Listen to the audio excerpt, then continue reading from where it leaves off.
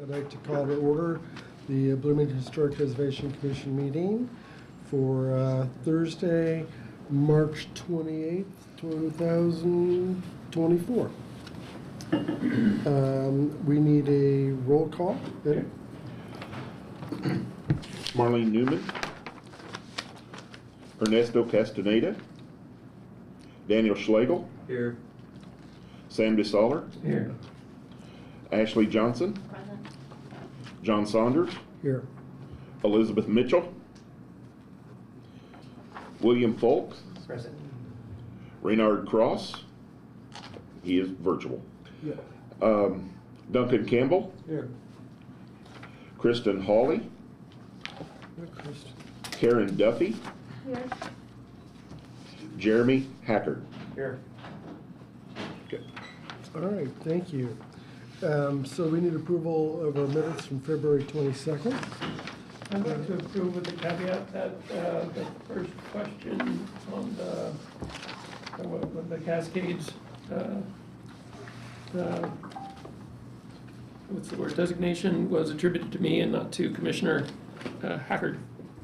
He asked a good question, it wasn't me.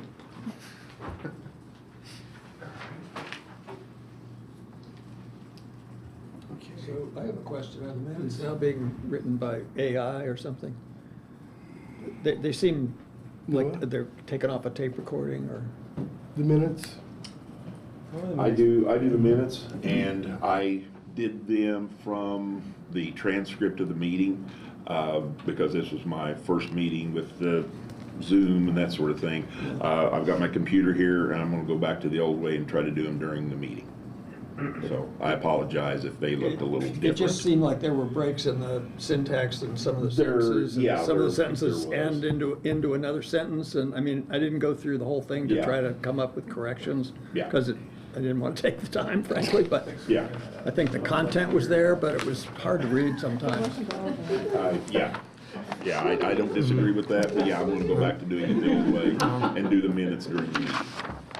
Yeah, we've had some people switching out in our staff, so Eddie's had to pick up a little bit of slack there, and that's got caught up in a lot of the other stuff you're taking care of.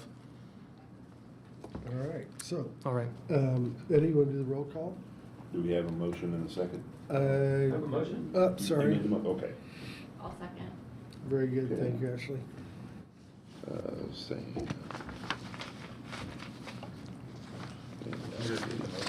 Oh, so the motion, the only caveat was that there was a question at the beginning of the Lower Cascades nomination, thank you. That was attributed to me, which was actually Commissioner Hackard. Like the first thing. Right after Noah gave the presentation. Yes, thank you. Okay, all right, no problem. Yeah, we can fix that. Okay. Daniel Schlegel, Yes. Sam DeSaller, Yes. Ashley Johnson, Yes. William Folk, Yes. John Saunders. Yes, Motion carries 5-0. great, thank you, Eddie. All right, let's move on to COAs, and COA 24-05 Right. was a staff review, so. And this is another place where I'd like to issue correction. This is to what I had put in the packet. The commission had not denied COA. There was conditional approval of the COA. And this staff approval reflects the fact that we've since got a proposal from the petitioner that basically describes how the fence is going to be built along the lines of what we looked at in the previous meeting, but fence heights are going to be reduced to 4 feet along the road where that variance is required. Great, thank Okay. you, Noah. Mm-hmm. So let's move on to commission review, COA-2406. Raynard or Renard. Oh, yeah. Oh. Sorry. I don't know who's in charge of that part, but yeah.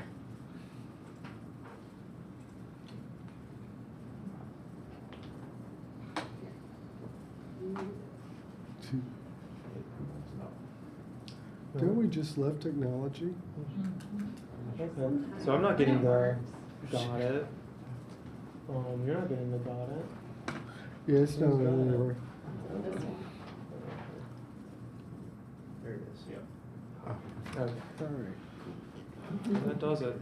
All right, no, thank you very much. Let's move on to COA 24-06. COA 24-06. This is proposed for 913 West 4th Street in the Greater Prospect Hill Historic District. Petitioner is Sam DeSoler, and the request is for adding a rear addition to a gabled L structure. And the proposed addition, staff finds that the proposed addition would not have, oops. Let's see.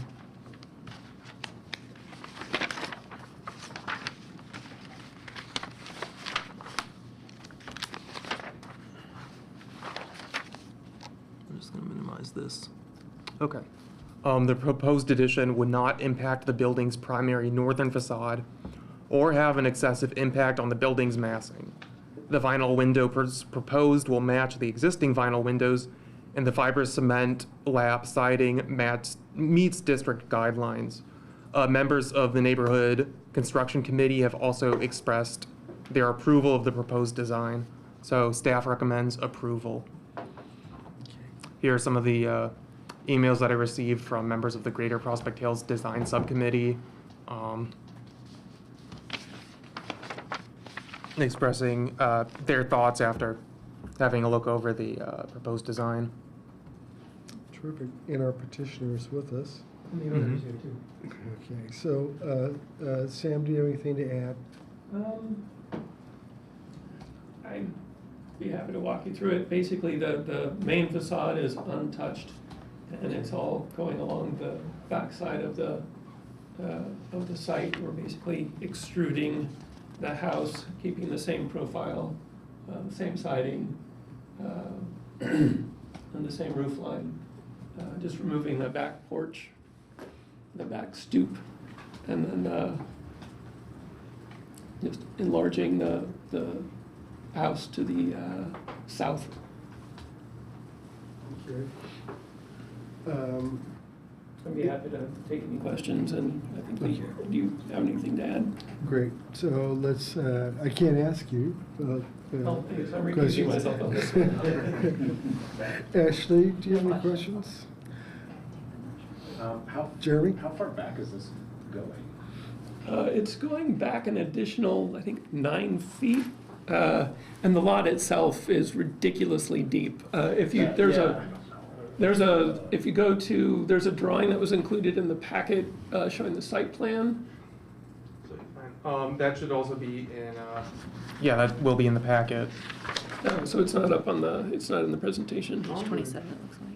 Right. No, I did submit one in the submittal, but this. I have it here in the packet. Yeah, it's page. Oh, It's yeah, the one that okay. you're looking that shows the extended lot. Yeah, Mhm. so It's the on page- house itself is maybe the front fifth of the, it's on page 27 of the packet, it's X.0. And then the proposed bit is maybe another 9 or 10 feet back from the existing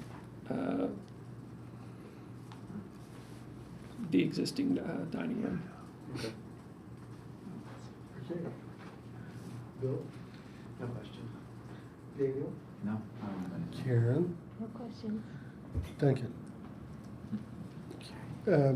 So I have a quick question. So will the roofing material match to what's there existing, or are you going to change everything? That's, the thought is to match as closely as possible the existing, it's a comp shingle roof, and we're not going to rewrite anything. Okay, good. Thank you, Sam. Renard, do you have any questions? Can we unmute Menard? We're working on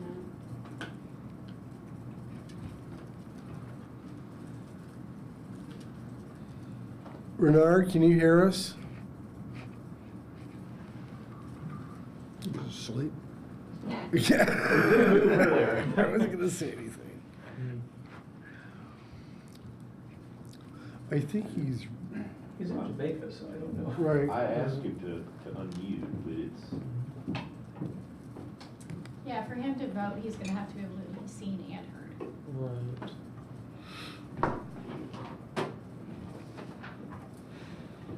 Okay, we'll have to get Renard fixed here. Let's go ahead and move on. Let's do the comments. Ashley, any comments? He says he's seen the screen, but he's not getting video or audio. Yeah. Okay. Oh, so we've seen my screen share. Yeah, I sent an email. So is anybody sharing audio? Does anybody have their mic on in the meeting? Well, the owl mic is supposed Right. to be on. So. It looks like it's muted on the far left of that screen. Oh, There he yeah, is. it's red, it's not green. Yeah. Yeah, somebody's got their speakers on. But yeah, that's center microphone. Oh, there we go. Did that work? Yeah, Renard? we'll get feedback somewhere. That's because of this. Well, see what that, you can't hear anything. Okay, service level. John, John, are you muted? I'm muted. You are. Yeah. I mean, I should have my speakers mute, and thanks. You know me, Daniel. What's that feedback? That's out. I think somebody's computer audio may be on. Oh, Mine's on. you're not muted. Okay, Renard, can you hear us? I can hear you, but I can't see anybody. Okay, none of us have our, we're sharing the screen, but none of us have our cameras on. I can turn it on if that helps. There we go. I can see you now. Great. Yay! All right. Hey, Renard, do you have any questions? No, because up until this point, I couldn't see or hear anything. I could only see the screen. I couldn't hear any of the conversation. Okay. Do you want us to go through it again? No, for the purpose of keeping things moving, I'll just skip this one. I can hear it now, so I'll contribute from now on. All right, great, thank you. So I think we were moving on to comments. Ashley didn't have any comments, and Jeremy didn't have any comments, and Bill doesn't have. No. Looks good to me. Duncan? You know, I just want to say it's a really clean presentation. I mean, I know Sam sits here with us and knows how to do this, but I just, to point out to everybody else, this is the kind of information we need. It's simple, it's straightforward, it's very direct about how it hits standards and how it doesn't. And he's shown what's going to be removed, what's going to be replaced, what's going to be added. It's you know, it's just exactly what we want to see, and it's not to mention a good design. Thank you. I don't have any comments on this particular project. We need a motion to approve. So I'll make a motion to approve. I lost the COA though. COA. Oh, it's COA 24-06. 24-06. Okay. Second? Thank you, Bill. All right. Daniel Schlegel, Yes. Sam DeSaller, Abstain. Ashley Johnson, Yes. John Saunders, Yes. William Falk. Yes. Motion carries 4-0-1. All right. Thank you, Eddie. Let's move on to COA 24-07. Okay. And mhm. is our petitioner with us, Tim? Yes. Okay, very good. Just want to make sure you're here. Renard All right, go ahead and do it. Did Renard vote? He can't. Why not? He's not attending. He's not here in person. You can't vote if you're here, if you're a member of the Right. commission on Zoom? Right. Oh, boy.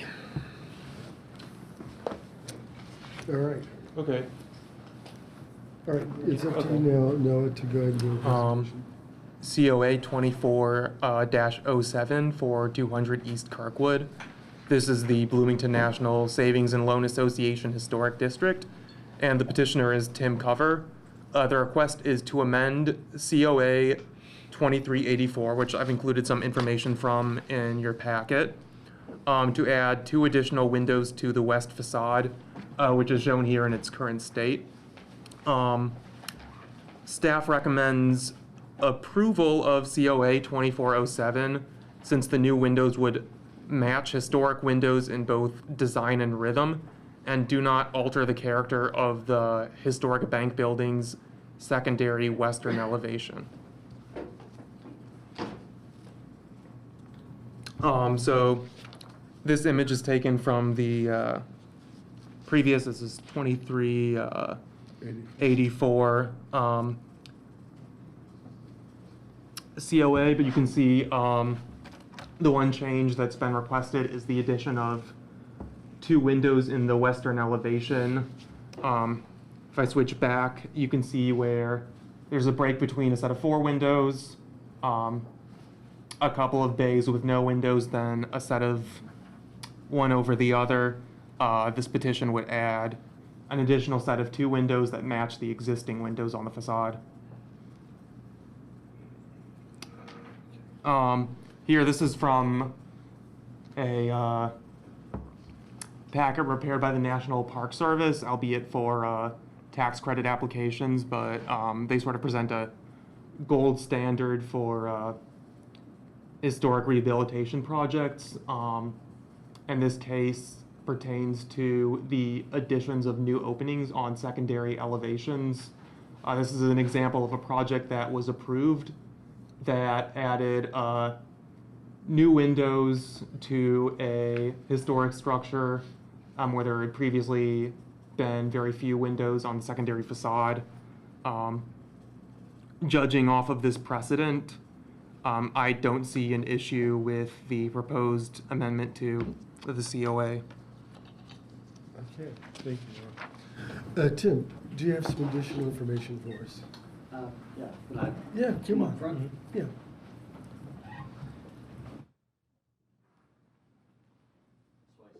Has to spin around to hear what I'm talking about. So, you guys, many of you have seen me for about 2 years now, working on this project. So we are actually finally close to being ready to start. We got a construction package going out next week. So what I would love to do is be able to include basically these 2 windows. The reason we're asking for those, what we are working on is basically a boutique hotel. In the location of this window, there's a room that is basically this box, and it has a notch to catch these 2 windows in the corner. What the hotel world likes to call that is a vampire room. Because there's not a window that is really kind of lighting the room up. And so adding the additional windows to the side basically brings a window more directly in line with the room itself. That's why we're asking to do this. How we would do it, you'll notice in the existing drawing and then in this drawing, there's limestone panels here that would line up. So our idea is basically to cut right down the joint line, remove those panels, salvage them, cut our windows in, there's block back up behind that, and then put the panels back in place. Top panel would remain the same, but then we would wind up cutting the intermediate panels. The current setup, as you go down the line, this intermediate area is recessed about 1 inch, and the panels are cut into 3 horizontal pieces. We can match it, or if you prefer to see it different, we can put basically 2 panels in. It's too tall for 1 panel to sit in there. But the intent currently is that we would set 3 panels matching the existing setup and recess those back that inch, similar to the rest of them, so you have that same shadow line. The sills on the windows, we have windows on the other side that we're removing so that we can take those same stone sills and use those at these windows. So again, everything carries the same character. So that's basically how we would do it, what we're looking to do. If, from a standpoint of, there's two worlds of thought. One is you make it like the rest. The other is it was never there before. You make it very different. We could do that if that is the proposed or desire, and do more of a, just a simple storefront opening and not try and match the historic windows. All of these windows along here, as part of the COA, we are replacing those with replica aluminum windows. We're working with a group called St. Cloud out of Minneapolis, I believe, Minnesota, that kind of fabricates a custom window, but it's going to be an insulated unit, which was the main thing. Everything along here was single pane and has been in bad shape for a while. But anyway, so again, we can make all of that just match the other 10, or if there's a strong preference, we could easily change the look. But the overall, the big ask is obviously to be able to cut those 2 new openings in. So with that, I'll send it to questions if you have any. All right, thanks, Tim. Duncan, do you have questions? Nope. Okay. Sam, questions? No questions, Ashley? Jeremy? What can you do to mitigate any sort of damage to limestone around where you want to cut? That is why we're looking at basically cutting the grout joint out in terms of being able to gain access. I mean, once you take the window out, then you can start getting behind it, hopefully to cut any anchor off. And again, our intent would be, we're gonna salvage panels and to put back. We are, on the flip side, removing stone in different areas that we're also going to salvage, as far as for if we had any damage or if we have any areas that we need to infill to be able to do that and keep all the same material. After it's all done, then we're coming through and we're cleaning all the stone.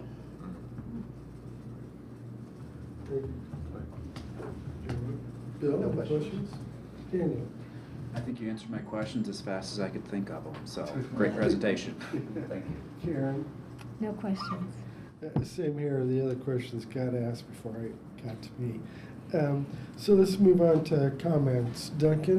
What about, Oh, I'm sorry. I don't have any Renard, questions. you're hiding. Okay, I'm sorry.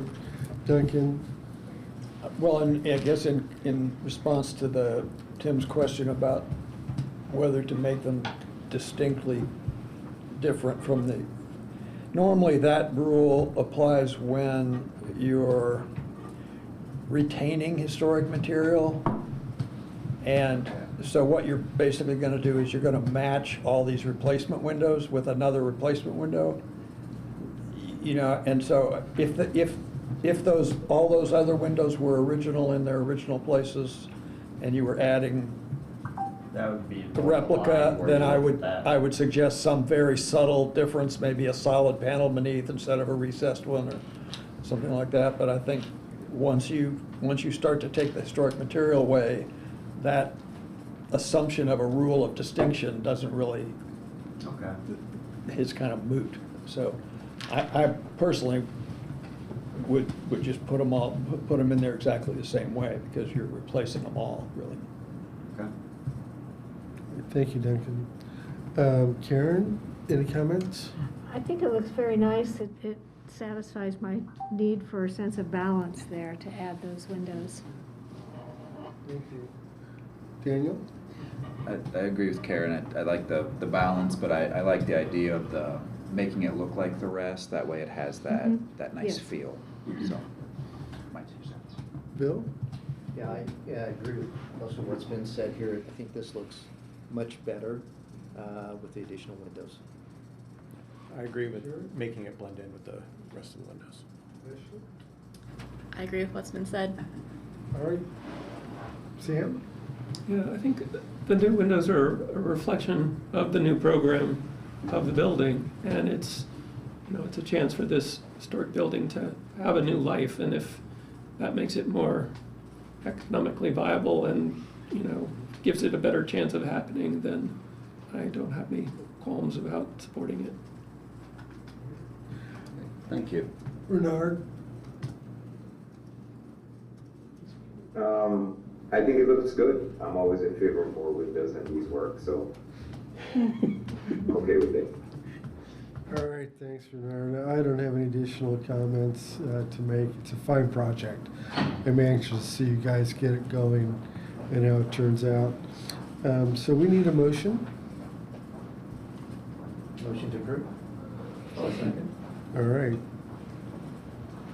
It's up to you, Eddie. So real quick before I do roll call, so Reynard can or cannot vote? I don't believe her. If he can be seen and heard. Okay. Okay. Okay, I just wanted to make sure. Okay. Thanks for seeing and hearing. Okay. All right, I just wanted to be clear on that. Okay. Daniel Schlegel, Yes. Sam DeSaller, Yes. Ashley Johnson, Yes. John Saunders, Yes. William Falk, Yes. Reynard Cross. Yes. Okay, motion carries 6-0. Okay. So thank you, everyone. Thank We're you, Excited Tim. to get it rolling. So- Yeah, we're anxious. When are you gonna break ground? I'm sorry. When are you guys starting? If permitting goes smoothly, hopefully, basically midsummer, Great. so. Looking forward to it. Thanks. All right, Okay. let's move on to demolition delays. Demolition delays, and this is another part of the packet where I've had to make a change. The second demolition delay that came up, 2411, a building permit was not obtained in time for the petitioner to present a sign outside of their building, so that one is going to have to be delayed to our next meeting. So in effect, that's a demolition delay, but we're not voting on it. Oh, yes. Okay, the first one, 2303 South Rockport Road. Petitioner is Candy Sipes. The request is for the full demolition delay of a house and a wooden car shed. Oh, staff comments are not in there. Okay. So the house that you see there was constructed in 1925. It's a hipped roof, one-story cottage with an inset off-center front porch. The house has replacement doors, windows, and aluminum siding, but otherwise the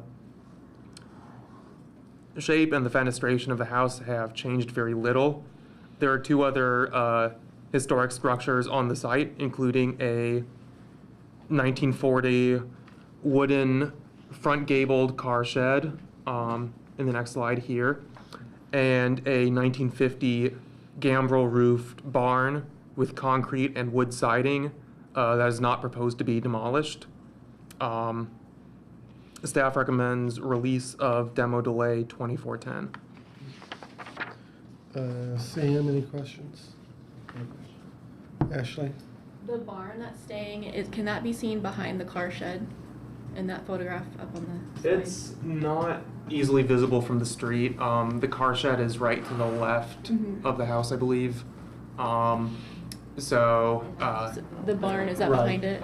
Yeah, the barn is behind it. You can kind of make it out from the street, but right now it's mostly obscured. Okay. Back there. Yeah. Jeremy? Is this in a historic preservation district? No, it's a contributing structure that's outside of any district. Okay. No Bill? question. Okay. Daniel? Karen? Duncan? No questions here. Comments? Oh, Renard, I'm gonna keep forgetting you. No Renard. questions. Sorry. All right, we moved on to comments, so any comments, Sam? Ashley? No. Jeremy? Bill? I think it's not in a district, just for, you know, some of these historic buildings like this. I like seeing, you know, as much as we can to keep that character of our town alive, so. But that's all I've got. Thank you. Karen? Thank you.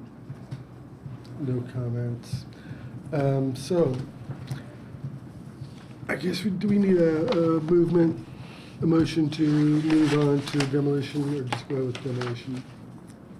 Did We did- Bernard have? I'm sorry, Renard, do you have any comments? No comment. So, Renard, are you in Jamaica? Yes, yes I am. Okay, okay. Well, thank you for joining us from Jamaica. I appreciate Yeah. it. And I'll It's try to. really, really hot here. Oh, that's too bad. You're breaking us up. Let's see. Yeah, you're gonna miss the eclipse. No, I'm coming back on next week Wednesday. Okay. Oh, All right, I'll go ahead and read it. You and 500,000 other people. So. All right, let's see. What do we got here?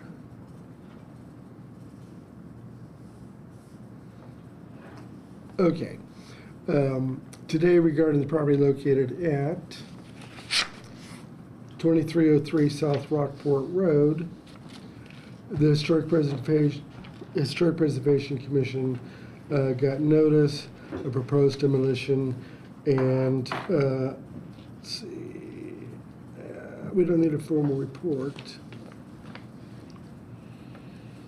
All right, sorry guys, I'm reading the wrong one.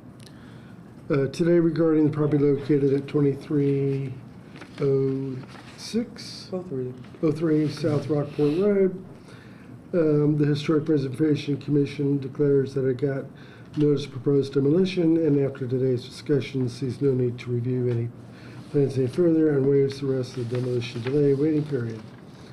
The HPC may later recommend the property for historic designation to the Common Council. So, it's been approved? Mm-hmm. All right. All right. Good. New business. New business. We got called. Do we have to vote? Take a vote? we got a vote. Yes, we got a vote. I'm not having a Do good we have day, a second? guys. I'm really sorry. You're good. It's, last night was rough. it's these drugs I take. Seriously. Daniel Schlegel? Yeah. So I think we're trying to vote on this. Yes means. Yes means to release. Yeah, yes means release. Okay. Yes. Sam DeSaller? Yes. Ashley Johnson? Yes. John Saunders? Yes. William Falk? Yes. Raynard Cross? Yes. Okay. Motion carries 6-0. Very good. Okay, so we're in a new business now? Right. Very good. Okay. Rosemary Miller lecture. The Rosemary Miller lecture on Nancy Heller is back on. Speaker is going to be. Speaker is going to be Duncan Campbell, and it's going to be at the council chambers at City Hall. So that's back on for May 24th of 2024.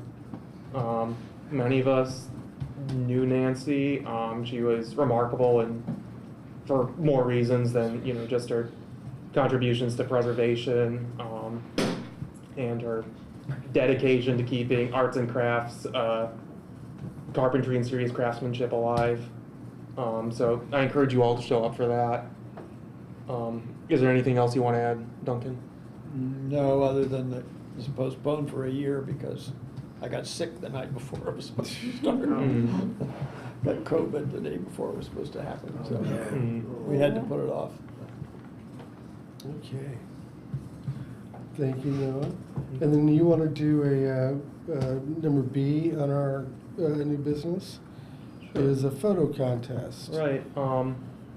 So some of you may remember in 2022 there was another historic preservation photo contest that took place under Gloria's tenure, and I'd like to put together a subcommittee of volunteers from the commission.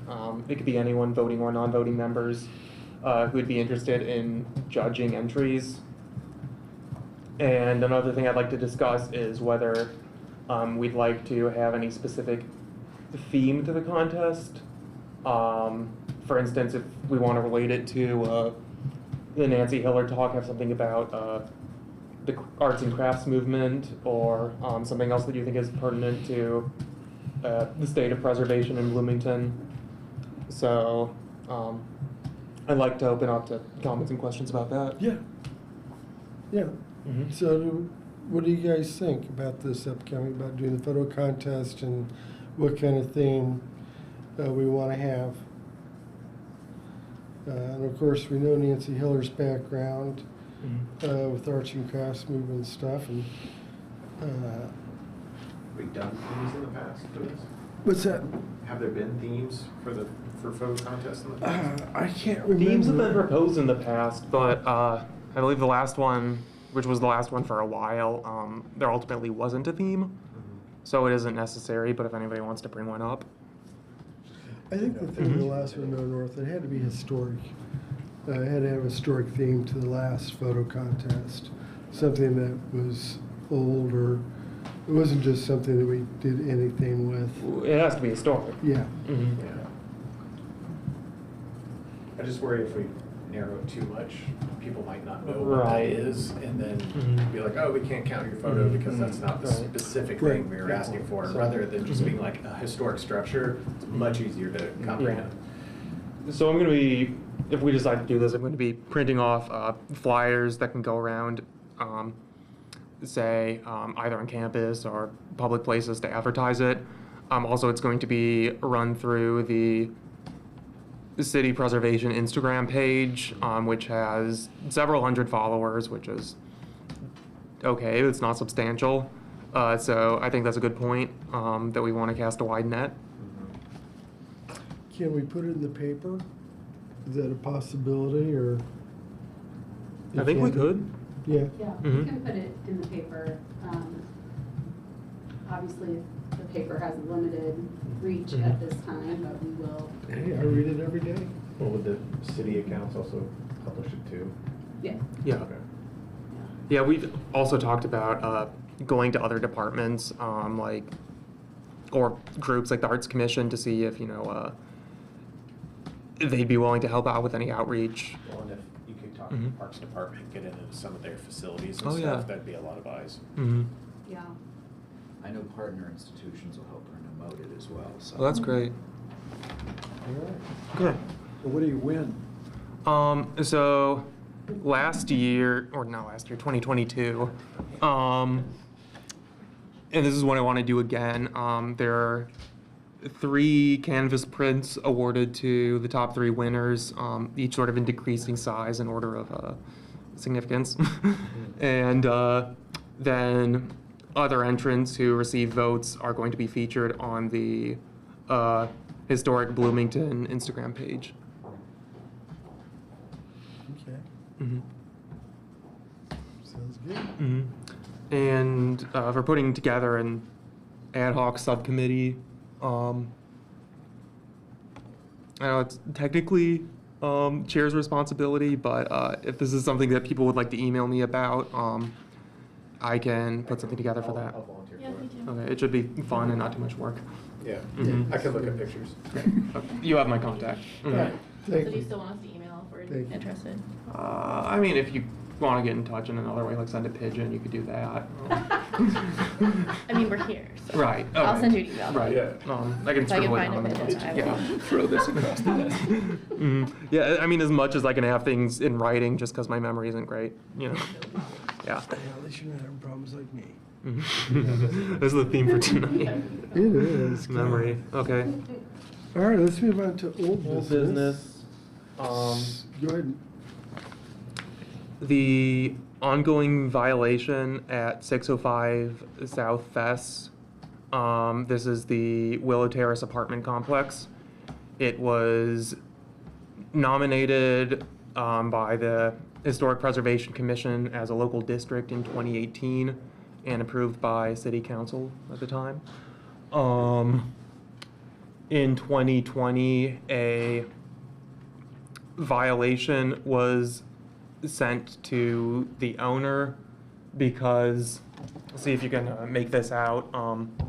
The historic ceramic tile roof, which is a character-defining feature of this Spanish colonial revival architecture, was removed and replaced with a metal seam roof without the petitioner receiving a COA.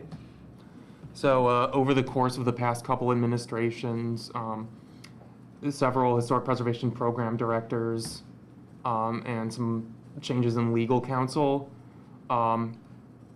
several notices of violation have been sent to the owner, but no action has been taken yet.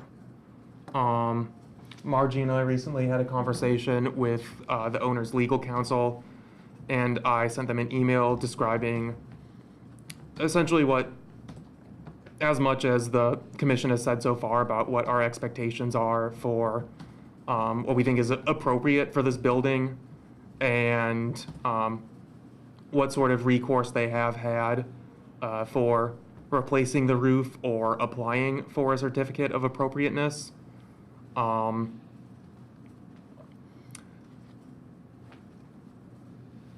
know this is under old business, so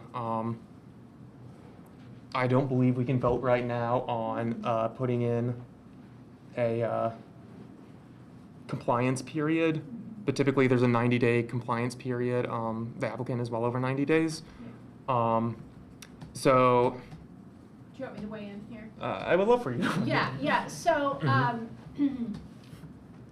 when I reached out to Greg Lauer, who's the attorney for this owner, he said he thought that this entire thing had been dropped, which I said no, actually it is not. And new administration wants to have a conversation with you about it. We want to get the property into compliance.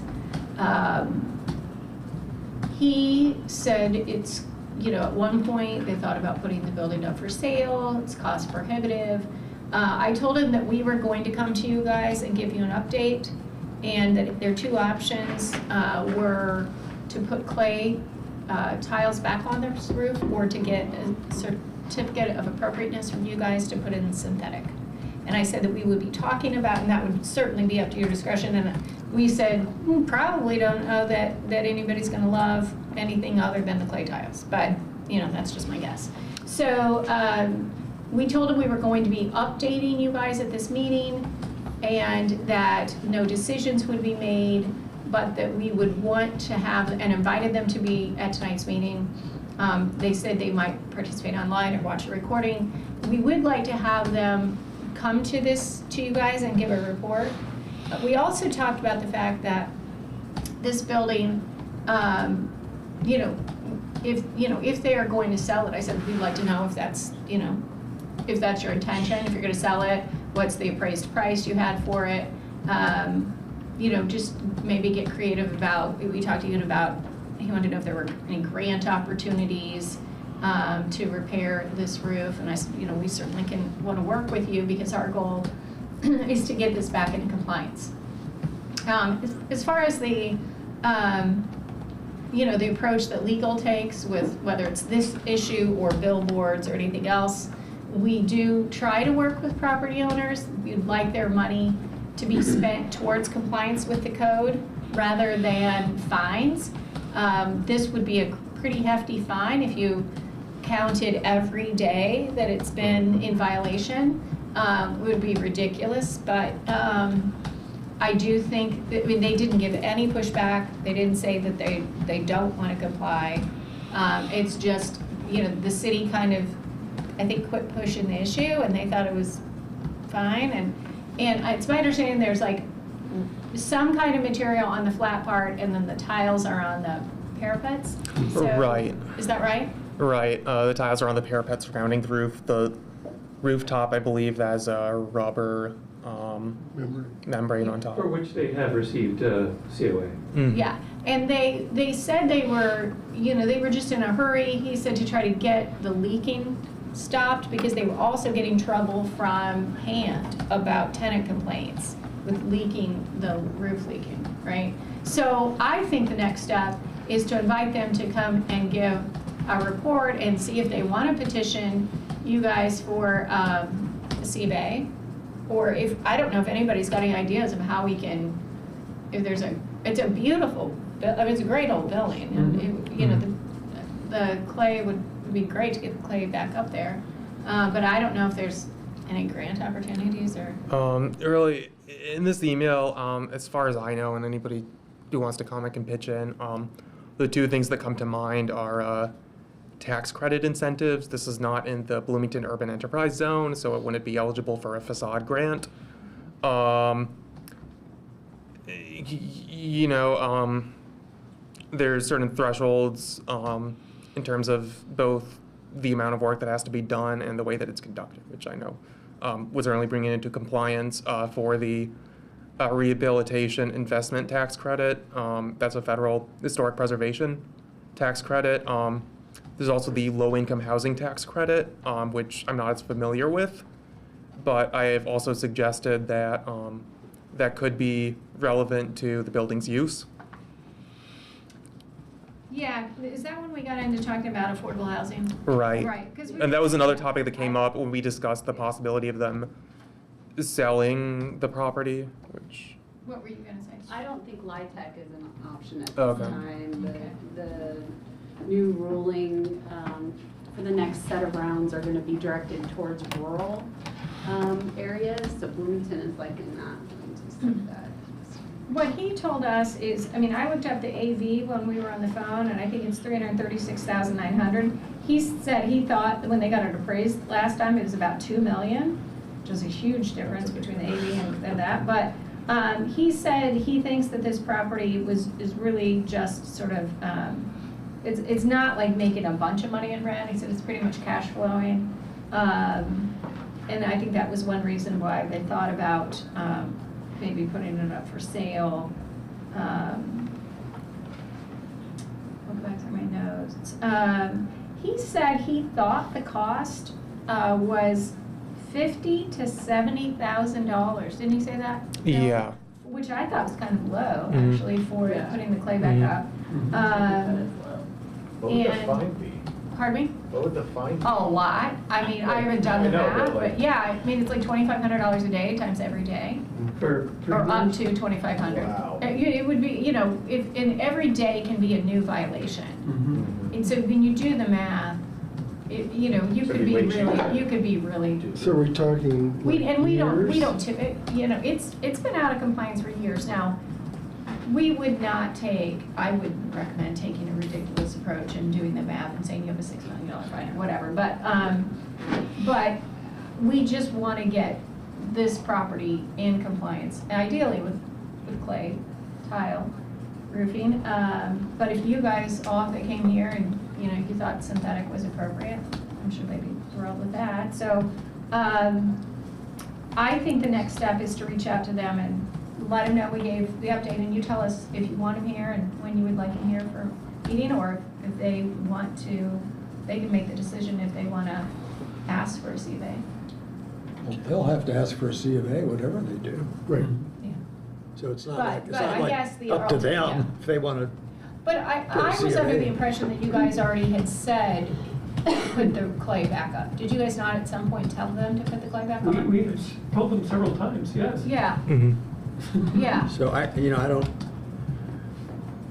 I guess, I understand with the new administration and so on, that it sort of feels like we're starting over, but, you know, this misunderstanding that he thought it had gone away, I'm not buying that. Well, I think he thought it had gone away because the city basically stopped prosecuting it. Yeah. You know, I mean, When I'm did not- the city ever Just because- prosecute him? No, I use that word, prosecuting an ordinance violation, sort of pursuing an ordinance violation. I don't mean a criminal prosecution, but when we pursue civil fines or ordinance violations, we call that prosecuting Yeah, a civil but- violation. And I don't know that the city, it doesn't sound like, again, I wasn't here during the last 8 years, but it doesn't sound to me like the city actively pursued this in terms of, I don't think they fined him. I don't think they, I don't know, Anna, if you know that they took much aggressive action Sam. in getting it done. Sam? I just want to pipe in. I want to say thank you for taking this up. This has been something I feel like I've been beating the dead horse to get anything done on both this and 620 South Valentine, which we did get resolved. And we only got that resolved. The previous owner sold the property, and we did not disclose that they were, doing anything. They were in violation, and we made them put that in as a disclosure. And it's only when the property got sold again, and there's a lien on that property, that got fixed. And now it's fixed, and it's great. Yeah. That said, I don't think anybody on this commission is interested in punitively fining them, except in that we want them to know that we are serious, and that if they do not comply, then I'm happy to fine them up to $2 million. And we'll take their building and turn it into public. And that's not our mission, and that's not what I want to have happen, and that's not what they want to have happen. But the reason this building got landmarked in the first place is because they came to us with a proposal to rip the roof off and put a big gable roof on the thing. And we're just like, this building needs protection. Yeah. So, Sorry? So- I'm sorry, Sam. Yeah. But I thought they had already begun work on that building. Didn't they get a stop work order on it? I am not clear on that. This was way back in the day. I don't know what brought that. It was a contractor basically showed up and said, we want to put and I don't know what triggered that, but that. Probably the leaking roof. It sounded like they were having leaking roof problems and hand was getting after. Yeah. So probably it was a hand violation that sent them to get the COA, which we denied, and probably with I'm guessing, but probably, Anna, you might know this, I don't know, it's maybe even before your time. My guess is that when the leaks stopped, the tenants stopped complaining, and perhaps HPC was, they had other fish to fry, and they didn't pursue it. That's this just has my been a guess. fish on my plate for a long time. Ready to fry. So I've been harassing every program officer and to get on the owner and say, get the roof on. And Gloria claimed before she left that she was working with the owner. The owner had, I don't have this in writing anywhere, so it's hearsay at this point, or if you want to drag Gloria in here, that she had an assurance from the owner that they were going to replace it with tiles manufactured by the original manufacturer, and they had a line on it, and they were in process. And then we've had churn. They had a receipt for some material they bought. So the receipt that I saw was for, it was for this replica Brava tile, which is a lookalike synthetic. That's not Probably what, polymer. That's not what was. Yeah. That's not what yeah. was And that's how it what was I portrayed said. to us. When I saw the receipt, I said, and you're gonna have to get permission to put that on the roof. The last attorney that Greg Lauer said he worked with was Daniel Dixon, and Daniel's not been in the city for quite some time. So that's another thing that made me think that the city hadn't been actively pursuing this. And it could be that, Daniel Dixon left and between hand and legal, it just didn't get pushed forward. So here we are now with the conversation going with Greg Lauer, who's been very responsive. He did say that, this Winiger owns this property, and while this property may not be, just basically breaking even, they have perhaps other properties and other, resources that they might be able to use. Seems like they're willing to have a conversation, and I would suggest that we invite them to a meeting and see, how that goes, and if they want to apply for a CVA or if they want to. I do have some further information. So it does look like Gloria was in contact with legal in September. They received a notice of violation at that time. Per an update on October 2nd, the owners had received the letter. Their representative did respond, but did not touch base since receiving that on September 12th. So they stopped responding after receiving that letter. Was that in Greg Lauer? September. Who did that go to? This was an internal conversation about update. I can try and find out more on it, but it looks like Gloria was trying to make contact with them, but they were not responding. Okay. So they know the city hadn't dropped it. They what? They know the city hadn't dropped it if they had communication in September. I talked to Greg Lauer. I don't know who this letter went to. Yeah, and I wonder if there's a miscommunication between when does a cycle inspection for the rental permit and potentially they've resolved an issue inside the rental permit. That is very separate from the historic preservation permit. So my thought is maybe they are misconstruing that the city as one large entity instead of the Historic Preservation Commission and the rental permit. Just a guess, but. I asked Greg Lauer to reach back out to his client and convey what we had shared with him. So we can follow up if you'd like them to come and give a report, or, you know, we can direct them to take some affirmative action on their part or be subject to fines. Is there any record of the communication with them to replace the material? I mean, I think we Sam, did we give them a directive to replace the material with the appropriate thing? Do you know when that was, by any chance? I mean, that was when we gave the COA for the roof. We said at that point, we don't want, you are not in compliance, you are in violation, and you need to return the original material or in kind. Do you remember like what year that was, just even what year? I've got it in 2018. Right. Oh. We have a lot of those in our drive. Yeah, Some communications from 2018 and 2020. So it's been a long haul. Yeah, so if I can summarize, being the new person here without the history, it sounds like directive was given in 2018, and this has been an ongoing issue where communication has, one form or another, been going back and forth up through, sounds like October of last year. So multiple years have passed with clear directive. I mean, to me, it feels like the time period of discussion has passed, and there's a next progressive step that needs to be taken. Do you think that next step is their application for a C of A or a fine, or? I would like to lean for a fine. Yeah. And that if they aren't in compliance by a certain time, then the fine will be collected. I think we should establish a fine. I think it should be substantial. I think we should give them maybe 120 days to get it in compliance, and if not, we will assert the fine.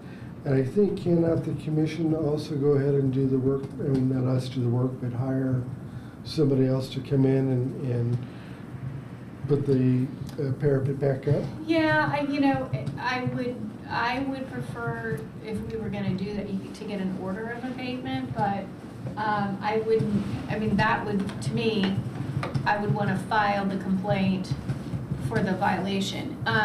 But what I think, and I can certainly issue a letter saying, hey, you've been out of compliance, this is what the fine would be, you know, give a notice of ordinance violation, and then say within this period of time, you need to either apply for C of A and get permission to put in some material that is not clay, or put the clay in.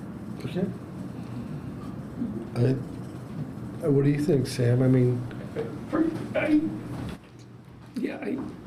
I think that the other point here for me is, I'm not interested in taking their money. I'm interested in getting the roof repaired.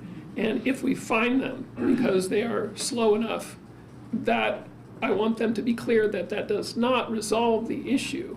Right. That they still need to fix the roof. Yeah, and again, this is true, again, whether we're talking about cleaning up a property that has people camping on it, or, you know, whatever the issue, we try to get compliance with the code. Animal control, you name it. We aren't trying to make money on the backs of people, we're trying to get compliance with your code. I would also just like to say that I think that we have to be careful about further degradation of a building and making it so difficult that they cannot do it, right? That they cannot get a roof on there. And they've already replaced the roof. I mean, so when they came into us, if I'm not mistaken, they wanted to put a gabled roof on it. Am I right, Sam? Yes, sir.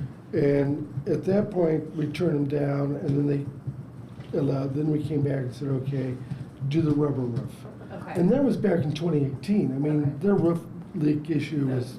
That actually didn't happen quite that Right, way. right, yeah. They did the repairs and we retroactively approved the Right, rubber right. roof. And they had already put the metal parapet on there and we did not approve that. So it is like leak-free right now. It is, okay, well, that's good. Yeah.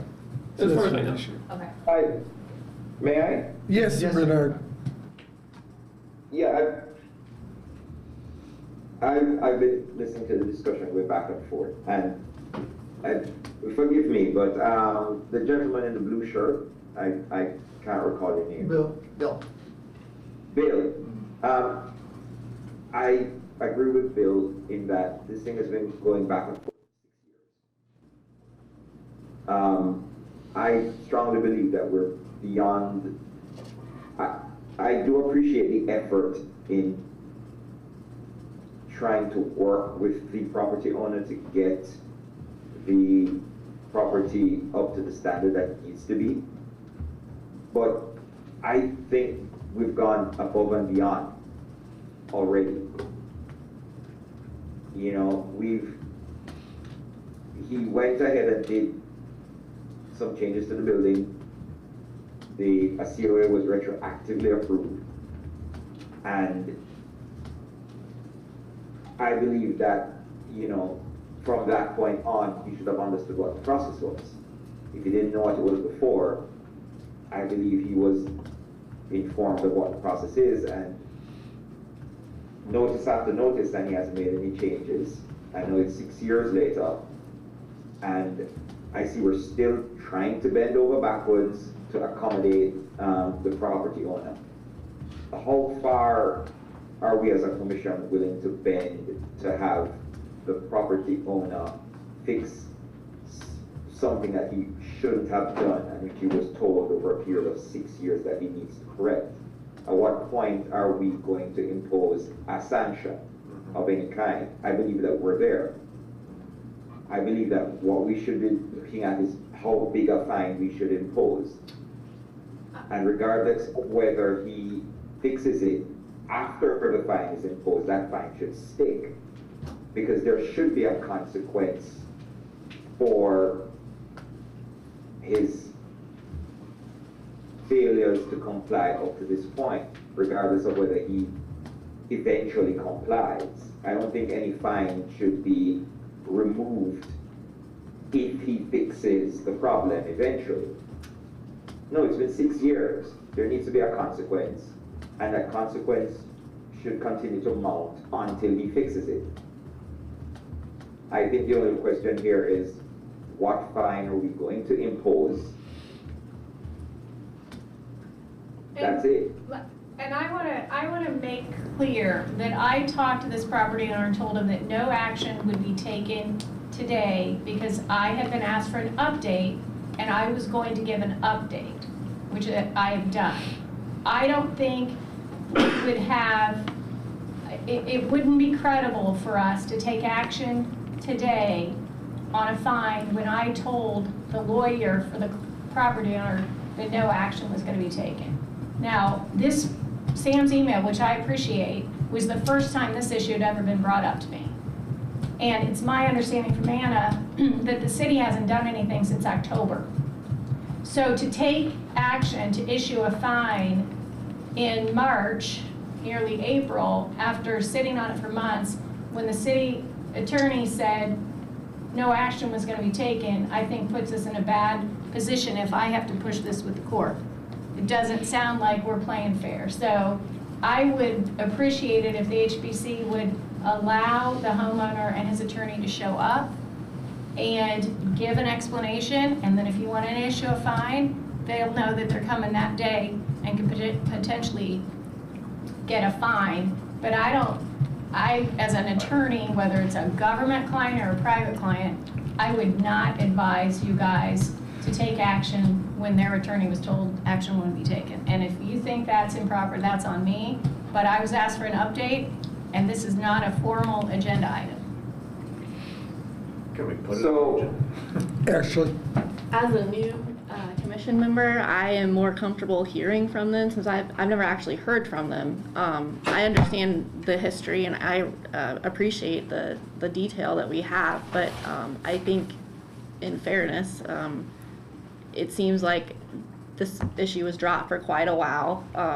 And I think that it's valid to take it up again, but I think there has to be some time frame where everyone kind of regroups, and then at a set date, perhaps, maybe even the next meeting, it's an agenda item, there's a discussion, and then at that point, we could potentially do something. okay. I would like to point out that it was not the commission who dropped the ball. It was the legal department. I'm sorry, Margie. No, I get it. They dropped the ball. I didn't mean any negative. No, I know. I'm comments just. towards anyone, It's all just stating. before Yeah. our time. Yeah, It was, Yeah. before Margie and before Anna. Yeah. And I'm sorry you guys are in this position now. And I kind of agree with what you're saying. But I think at that point, when we invite them to come in, we've like wiped the slate clean. And I'm not sure that that's really the way to go, but. Oh, I don't Sam? think we wait. I think this fine the fine's still every day. It's still pending. Okay. I mean, Sam? yeah. Yeah, I think Bernard's statement does reflect the level of frustration that many members of the commission who have been dealing with this for a long time feel. Having said that, I very much appreciate that legal has jumped in and that action is being taken, and then I think having the petitioner come forward and give an explanation, like I really want to hear what they have to say, and it better be good. Because if it's not something that, all my entire family died, or, they better have a really good explanation for why they dropped the ball. Because otherwise they're just like, I hope it goes away, kind of thing. Because our alternatives are, I found that like if we say, please, please, please fix it, nothing happens. And it was only when we put the financial sanctions attached to the sale of the property over on Valentine that we got any action to happen. So I think that's the only stick we got. And I don't like using the sticks, but I'd much rather that they just comply. But if it's not going to happen, and for me it's fairly clear that it isn't going to happen without some kind of something looming over them. Encouragement, yes. I think that's a very good positive spin on it. I would like to be as encouraging as possible. Let's put it that way. Bernard? Yes, thank you. I agree with what Sam said and what John said, but there's another issue that I'm very wary of, and it's creating a precedent. I think we've created a bad precedent over the years by kicking the can down the road and behaving as though we're almost begging these property owners. I mean, we tell them that they need to get into compliance, they do nothing. Then we give them another shot at it, they do nothing. We give them another shot, they do nothing. And as Sam said, it's only when financial consequence is attached and something gets done. To follow on to what John said, it wasn't the commission that decided to give these guys another bite at the apple. We, as a commission, have a role, and it's unfortunate if somebody made a promise that they ought not to have made, or presented a situation to the property owner that they ought not to have presented, but that has nothing to do with the role that the job that we have to do. Also, with regards to precedent, I'm not a lawyer, for good reason, but I am very concerned with how we deal with this and maybe other property owners in giving extension after extension after extension, being used against us whenever we don't give a property owner the same, the same latitude. Right? What happens when there's a property owner?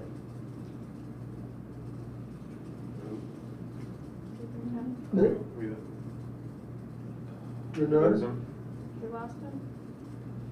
No, he froze. I think if he comes back in, I'll stop talking. But, so Sam emailed on March 6th. It's 22 days later, 3 weeks later. We haven't had a meeting since then. Noah and I reached out as soon as we got your email, made the contact. If there hasn't been any contact from staff, and staff can take all the blame, that's fine. But the city hasn't had any contact since October. You, thank goodness, I didn't know about this case. You send an email and says, hey, this needs to be dealt with. We're dealing with it. Yeah. I think now we put our foot on the gas and move forward. I have no problem. I actually was a prosecutor right out of law school. That was my first job down in Lawrence County, and I loved it. And so I'll tell you what, I grew up going to parochial school, so man, I felt like I was on the right side of the law. I also was a defense attorney with Ron Chapman, and I didn't like that so much, but I'll tell you, I have no problem, I've been a municipal lawyer for, 22 years. I have prosecuted a lot of fines, and I have no problem doing it, but I do think that we because I like to make a record, and I want to make a record, so that if I have to go to the judge, I look like I did a fair process. And I'm just new to this case, and I think it looks to me like we did drop the ball a little bit on our side, and so I want to pick it up and run with it, but I want to do it right, because I'm going to have to defend my actions.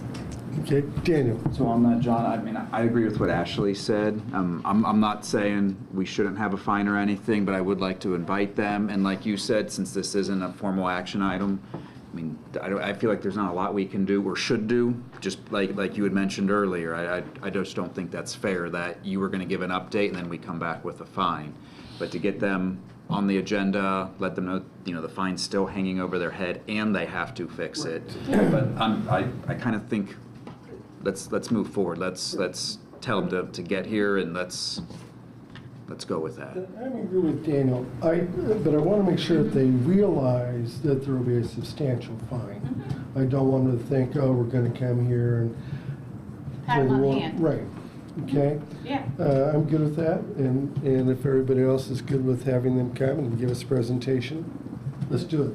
It's been 6 years, another 2 weeks isn't going to kill us. Kill us, exactly, or even 4 weeks. I mean, I'm Sure. new to this, and this is kind of shocking to me. This has gone on this long, so I think we're well within our right to, come in here, but then issue a fine at the same time. I more than justified. Potential fine could be.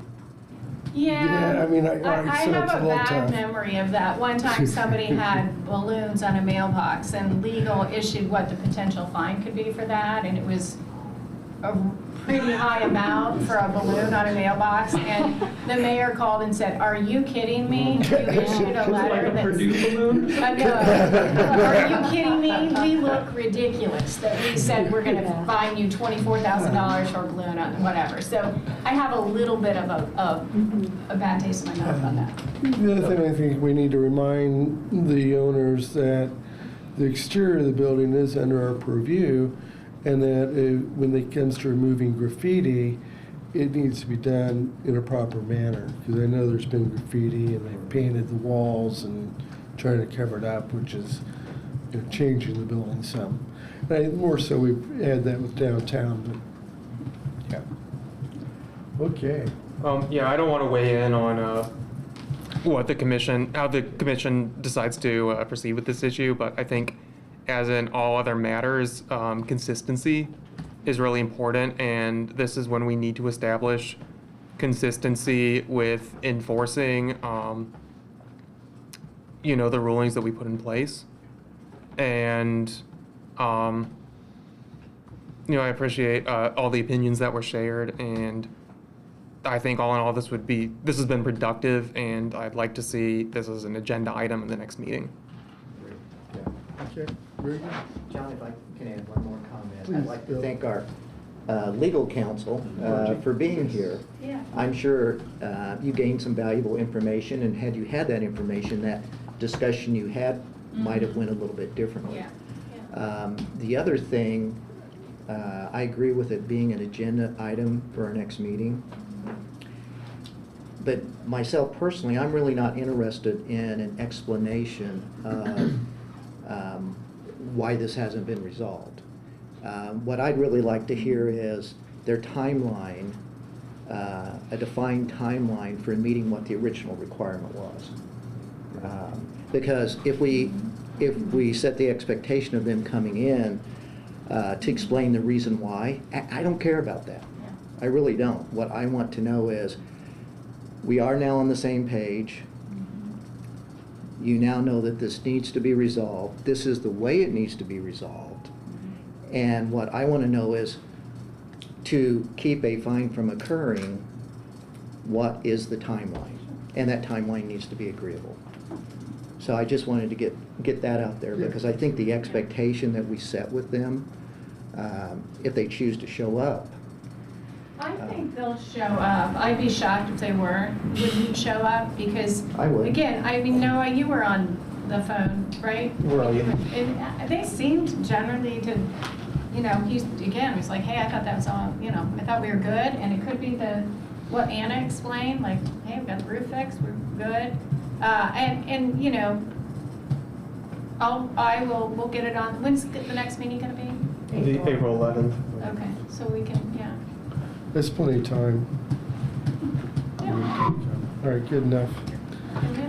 Okay, old business, 605 South Fest, we got that covered. Commissioner comments. So, I know you gotta go, Jeremy, please I do. have a 5th grade musical to attend, so. Good for you. Do we have any comments from anybody from last night's meeting? Which was a little disappointing. Anna? I just want to say that I am very proud of Noah for being in front of city council for the first time, which is a very nerve-wracking situation. He held his own, and I'm very proud of him. Absolutely. I will echo that. Yes, very professional. I think he stuck around even to hand his business cards to the council members and let them know if they had questions, which is great, because the meeting lasted a very long time. I left a little after midnight.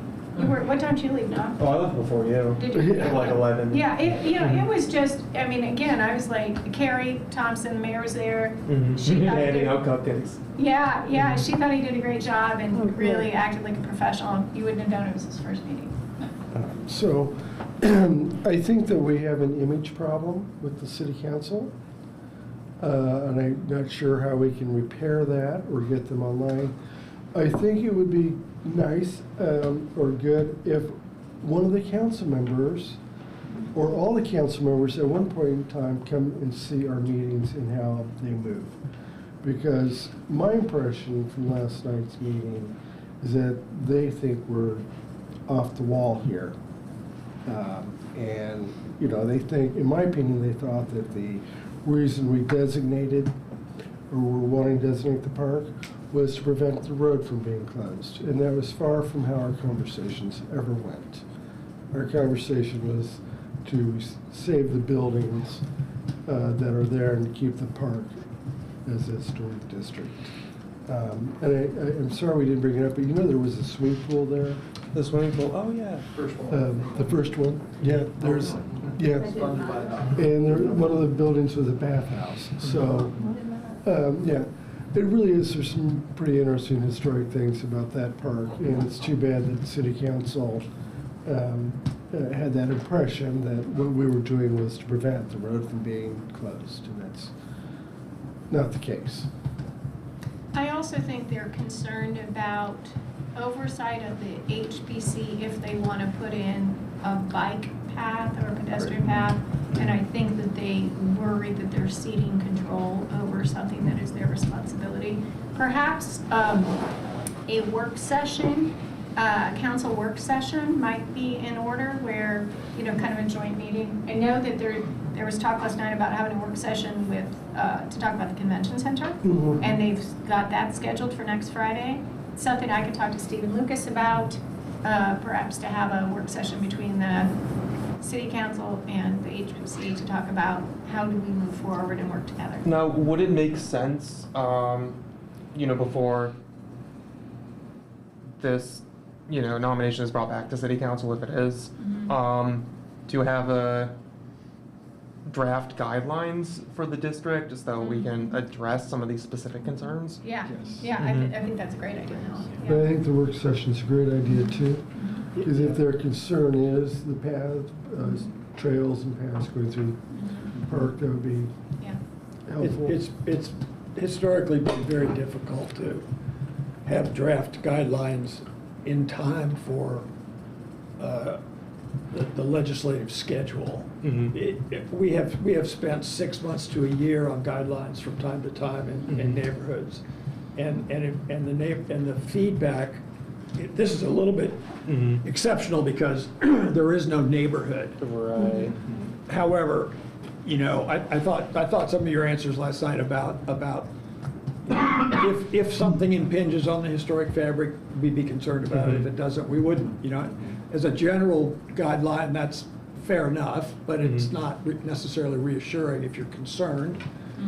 But it's almost impossible to have good design guidelines before the designation. And plus, there's no legal reason to start drawing guidelines and spending the time on it if there's no designation. So it's just you know, I mean, I've spent months in neighborhoods doing design guidelines. It's just not for free, by the way. Right. So, you know, it's just not practical to do it. I think, you know, I'm going to come down on everybody in this room about our image. You have to come to those meetings as voting members. That's part of your job. That's why you're on here. You can't not come. Okay? I mean, I know everybody's got a schedule, but they told the advisory members last night that they basically didn't want to hear from us. They wanted to hear from voting members. And there was no voting member there except John, and I'm sorry, John didn't even get up and say anything. It's no wonder that there's doubt and confusion because, you know, people aren't standing up for what we're supposed to be doing. If you don't want to be here, go away. But, you know, it's demeaning to be in a meeting like that and not have any support. And it was a horrible, I mean, that was a horrible meeting. There was a ton of miscommunication.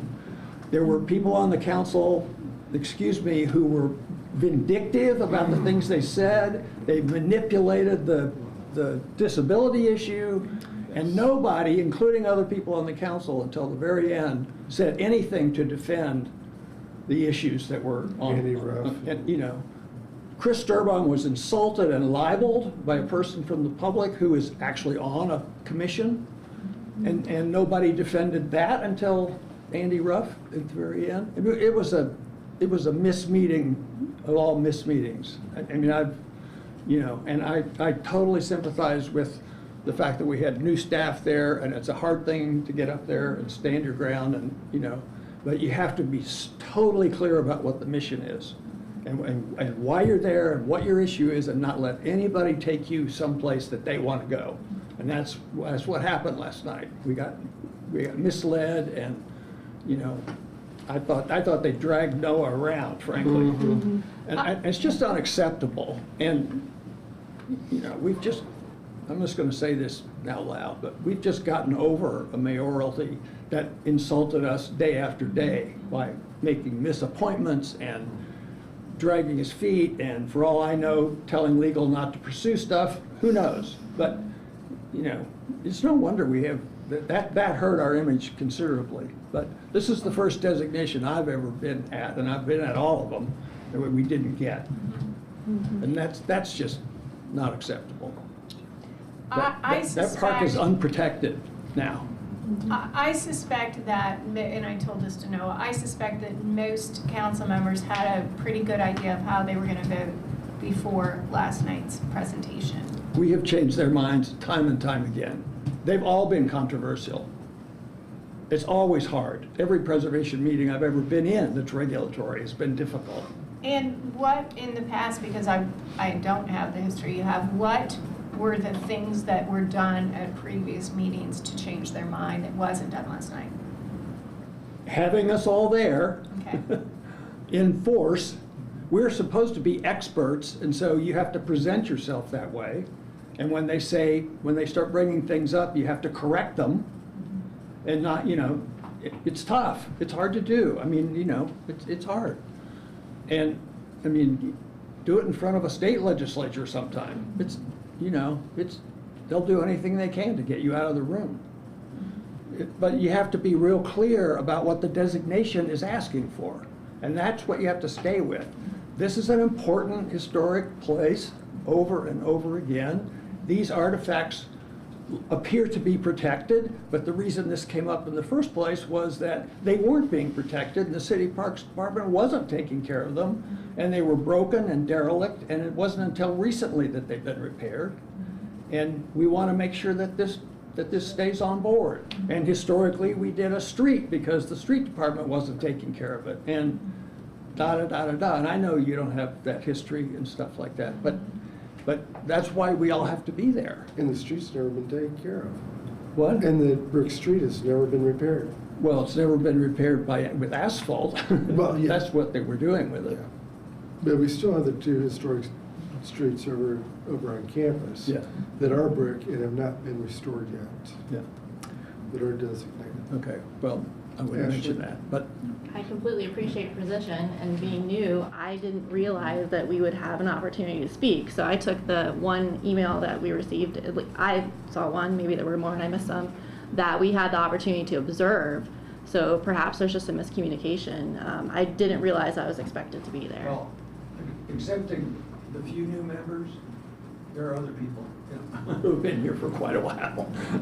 So, it's just part of the deal.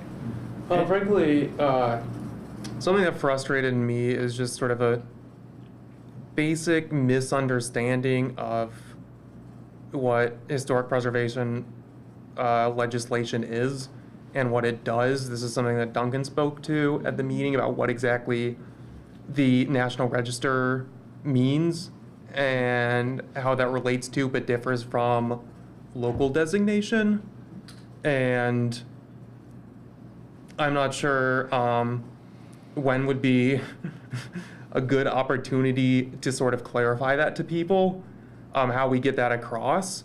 But time and time again, sort of regardless of where you work, if you're working in historic preservation, there's just a lot of common misconceptions that people just don't, by and large, understand. Well, that's sort of what I mean about you have to really be clear about the message. And as soon as you see it going there, you have to stop. When they started getting into that National Register thing, the reason that I came up was I could see it getting more confused. And there's only really one or two right answers. Now, I'm not saying it's not a much more complicated issue than that, but for the purposes of last night, we don't want to make it worse, we want to make it better. And so, you know, you just have to be strong, I guess, and say what so. And you have to say sometimes, no, you don't understand. That's not what, you know, and I know it's difficult and it appears rude, but you know, the issue is there, and the world's a tough place to act in. I mean, you just have to be ready to do it.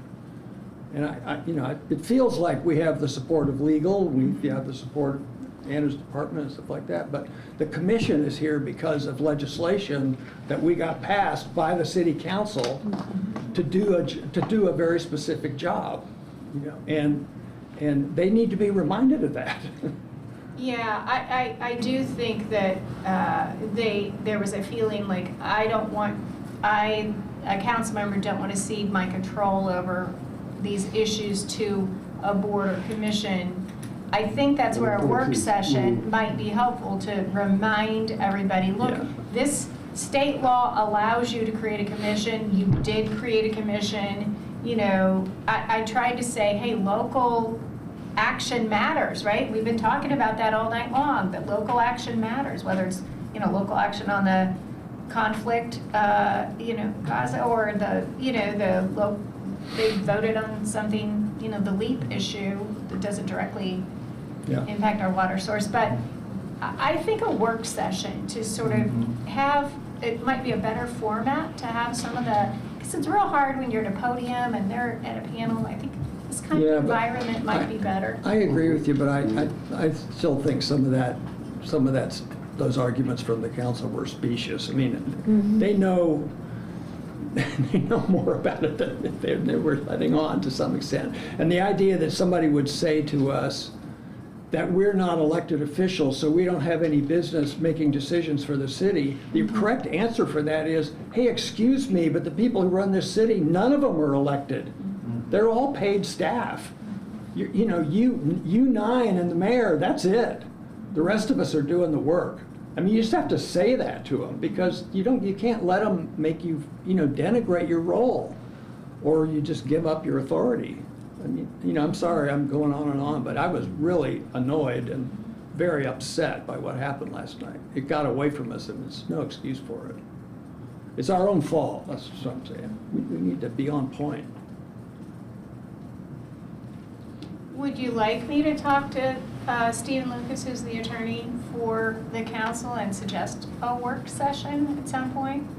I think that would be a good move. Okay. I'll send him an email and talk to him next week about that. Okay. All right. Talk to you. Do we have any more commissioner comments? No, Duncan, that's super. I really appreciate your point of views. I think everybody here does. You are the expert on preservation. A lot of us are either new or do pretty good at what we know, but I think as our commission, we would be lost without you. Well, at this point. I've not been here all along. I've come and gone, as you know, so No, you've carried on without me for plenty of times. Well, But it's just, you know, it just needs reminding that we're the ones who want to, if we want to see this happen and we want to fulfill the mission of our appointment, then we have to take responsibility for it, frankly. thank you. So do we have any comments from the gallery? Randy? Of course, I always have a comment of some sort. First question, I just have a question in regards to, do we get another bite at the apple on Cascades? I personally think we should go back, but let's wait a while. You have to wait a year, don't you? I don't know what the timeline is, but The reason I say that, I happen to have the gantry from the Tucker Stone Mill in my living room. It's from Cascades. Okay. And me and two other guys bought the mobile home court that was in Cascades to get rid of it to the city so we could bring the park back into its historic fabric back in the 90s. okay. Yeah, I remember when the trailers were down there. Yeah, and the Cascades Yeah. radio show. So it's been a long term that our previous parks director had set a direction to clean the park back up, because, I mean, when I was this big, there was a movie theater there. You still see the framework back there. It was a drive-in movie. So cleaning the park up back to its a historic basis where we take the pavilions, where the first swimming pool was, and bring that character back. It was set up as a rock quarry that Rolf Rogers had. That was its first purpose when we look at historic. So when we look at that historic, the one thing that we have to look at Cascades from a historic standpoint is it's been a park until the playground went in that didn't have a constituency. And since that playground has went in, we've seen the families and the younger people grow into it. So from that historic fabric, well, who legislates what occurs in it is not necessarily who decides, but the fact that it is one of our historic bases has to have that context to look at. So I applaud you guys for bringing it forward and trying. And as it moves forward, you know, as Duncan said, when we deal with history, history holds itself in a place that helps define a community. And with those historic bases, we have to persevere in the preservation. And what I would like, and I applaud everybody here, and Duncan, I mean, we've done a lot of history stuff over the years to try to make sure that Bloomington maintains its character and quality. Sure have. For everybody that comes in from the world, goes out from the world. When they leave, they have that memory of our community that they carry forward.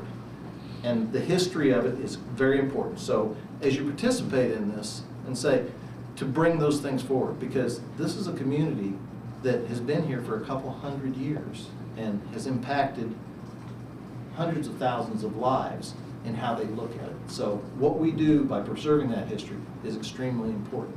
Now, to bring one other comment in regards to, as we look at these things from a preservation standpoint and trying to keep that character and fabric as we do on the Fess property, while we look at the sticks, let's identify also some of the carrots that we can provide as these owners look at it, because a long time ago there was the Bloomington Packing Company, which was an industry here, you know, and he had a problem with the federal Department of Health, the Health Department, and the city from a sewage standpoint. And eventually he got all three people together because he could never please any of them, and he shut it down, which in turn caused additional, you know, economic situation, and the property just degraded to a point where it becomes decay.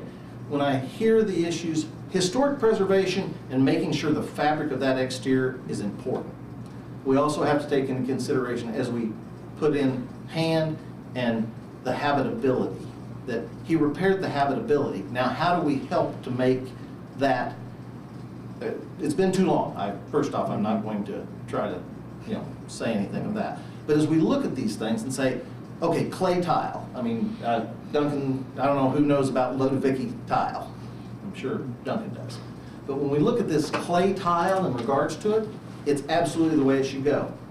But because whatever the fabric was, but as we look at it, we have to look at nowadays what the cost factor is in order to do that, and the structure, et cetera.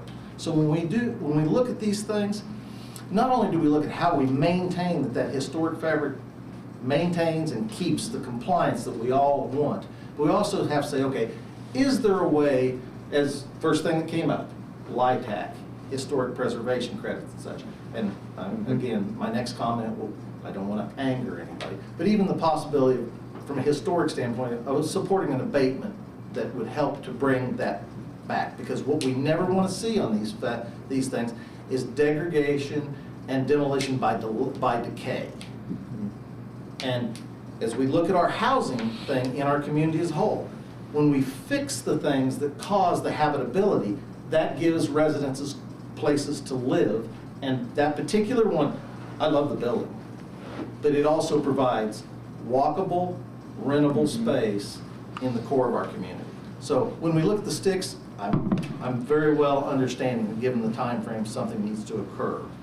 But also, what's the other types of carrots that we, not only we, saying the community as a whole, can help provide, so that when you come to these things, okay, you know, it's, when you smack somebody, you need to make sure that you also have the encouragement for them to do it right the next time.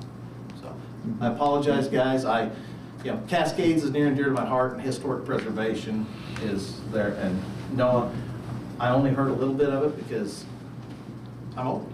I gotta go to sleep. Yeah, you did a great job. That's where you and I have something in common. So thank you for at least allowing me to comment. Thank you, Randy, appreciate it. Okay, anything else? Bernard, you got anything? Being there in Jamaica? I think it's all been said. All right, great. Okay. I guess it's time for adjournment. At least that's what it says in my agenda. So we're adjourned.